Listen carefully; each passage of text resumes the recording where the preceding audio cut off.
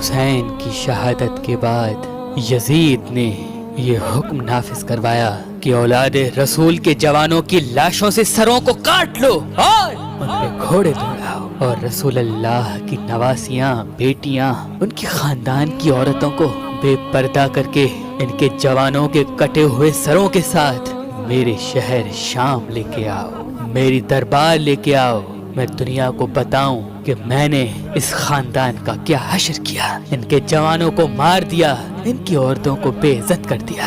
بس آل رسول کو قید کر دیا گیا، کٹے ہوئے سروں کے ساتھ رسول اللہ کی نواسیاں بازاروں اور بدنام گلیوں سے گزر گئی۔ جب شام تک پہنچی تو یزید نے یہ پیغام بھجوایا کہ رسول اللہ کے خاندان کو شہر سے باہر ٹھہراؤ، پہلے میں اپنا شہر شام سجا لوں۔ تاریخ میں ہے کہ یزید نے تمام لوگوں کو یہ حکم دیا کہ جیسے عید کے دن نئے کپڑے پہنتے ہو ویسے نئے کپڑے پہنو، شہر کی گلی گلی چوراہے کو سجایا اور سب سے کہا اپنی چھتوں پہ چڑھ جاؤ، اور جب اولاد رسول اولاد علی شام میں داخل ہو تو ان کو پتھر مار کے ان کا استقبال کرو، ان کو بتاؤ کہ ان کی اوقات کیا ہے۔ 3 دن تک رسول اللہ کی بیٹیاں شہر سے باہر غریبوں اور بے وارثوں کی طرح بیٹھی رہی۔ بس جب شہر پورا سج گیا، لوگ سب تیار ہو گئے تو رسول اللہ کی بیٹیوں کو بلایا گیا۔ کہیں سے کوئی پتھر مارتا ہے، کہیں سے کوئی گرم پانی پھینکتا ہے، کہیں سے کوئی توہین کرتا ہے، وہ تمام لفظ اللہ کے رسول کے خاندان نے برداشت کیے۔ امام حسین کا سر نوکے نیزہ پہ بلند ہو کے قرآن کی تلاوت کرتا رہا۔ کچھ لوگ ہنس بھی رہے ہیں، کچھ لوگ تماشا دیکھ رہے ہیں کہ یہ کس قسم کا سر ہے جو نوکے نیزہ پہ سوار ہے پھر بھی اللہ کا ذکر کر رہا ہے۔ بس جب سید زادیاں اور امام سجاد قیدی ہو کے یزید کی دربار آ پہنچے تو یزید خوشی سے جھوم رہا تھا۔ اتنے میں کسی نے امام حسین کا کٹا ہوا سر یزید کے سامنے پیش کیا۔ یزید اپنے ہاتھوں میں لاٹھی لے کے امام حسین کے پاک لبوں پہ مار رہا تھا اور ہنس ہنس کے یہ کہہ رہا تھا، کاش آج میرا بابا زندہ ہوتا، کاش آج میرا دادا زندہ ہوتا، ان کو بتاتا کہ میں نے بنی ہاشم کے ساتھ کیا کر دیا۔ رسول اللہ کے نوازے کی توہین کر ہی رہا تھا، اتنے میں یزید نے یہ سوچا کہ اللہ نے مجھے بڑی عزت دی ہے۔ درباری خطیب سے کہا کہ آؤ منبر پہ دنیا کو بتاؤ کہ بنو امیہ اس زمین پہ کیا مرتبہ رکھتا ہے۔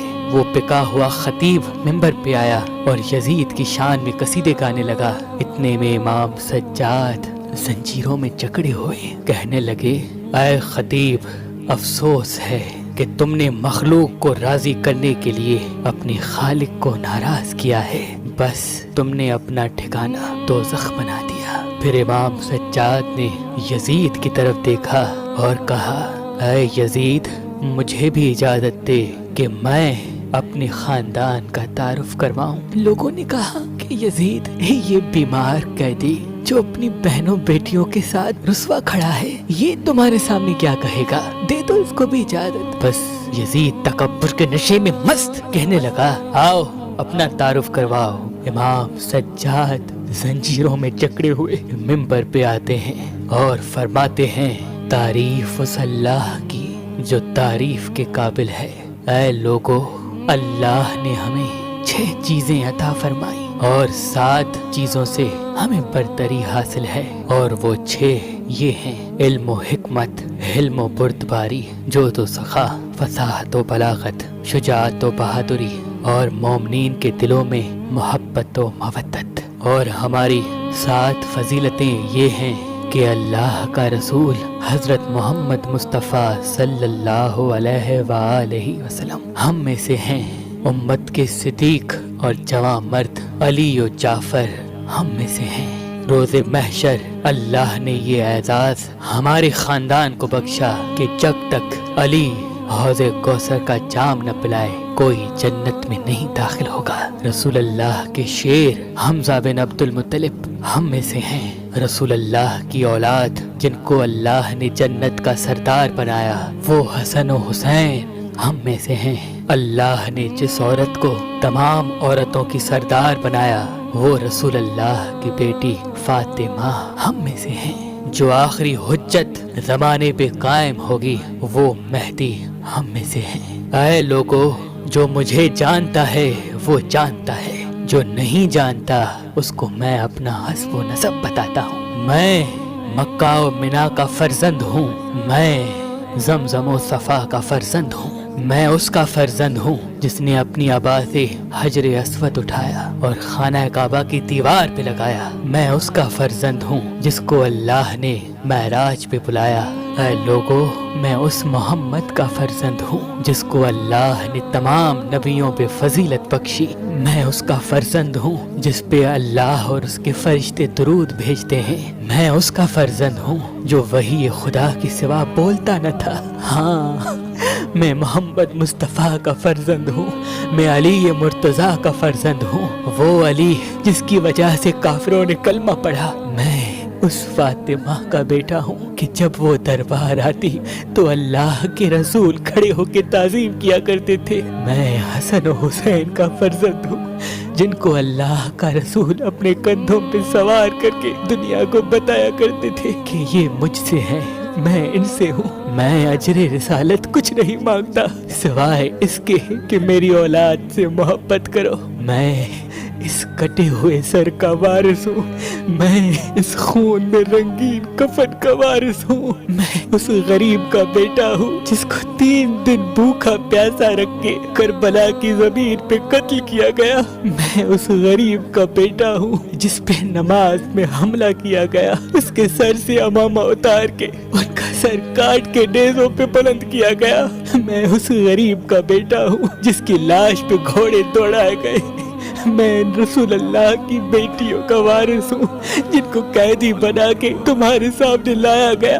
بس بات جب یہاں تک پہنچی، لوگ رونے لگے، اپنا سر پیٹنے لگے کہ یہ کیا ہو گیا، یہ کیا ظلم ہو گیا۔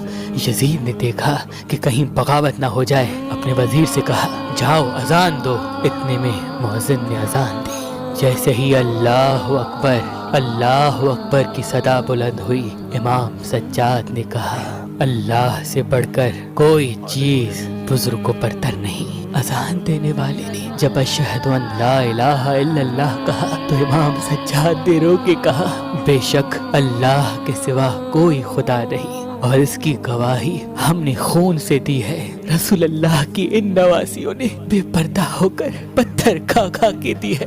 اتنے میں اذان دینے والے نے کہا اشہد ان محمد الرسول اللہ۔ بس یہ کہنا تھا۔ امام سجاد نے یزید کی طرف دیکھا اور کہا اے یزید بتا یہ محمد ہمارا جد ہے یا تمہارا جد ہے؟ یہ محمد اس کٹے ہوئے سر کے لب چومتا تھا، یہ محمد اسی حسین کو اپنے کندھوں پہ سوار کرتا تھا جس کا سر تم نے کاٹا ہے، اور اسی محمد کی بیٹیوں کو تم نے بے پردہ کر کے بازاروں میں پھرایا ہے۔ اسی محمد کا خون میری رگوں میں بہتا ہے، اسی محمد کا خون اس کٹے ہوئے گلے سے آج بھی بہتا ہے۔ بس لوگوں کے ذہنوں میں بغاوت نے جنم لے لیا اور یزید نے کہا جاؤ اس حسین کے بیٹے علی کو قید کر دو اور ان عورتوں کو بھی قید خانے میں ڈال دو۔ اور رسول اللہ کے خاندان کو دربار سے لے کر قید خانے کے اندھیرے میں ڈال دیا گیا۔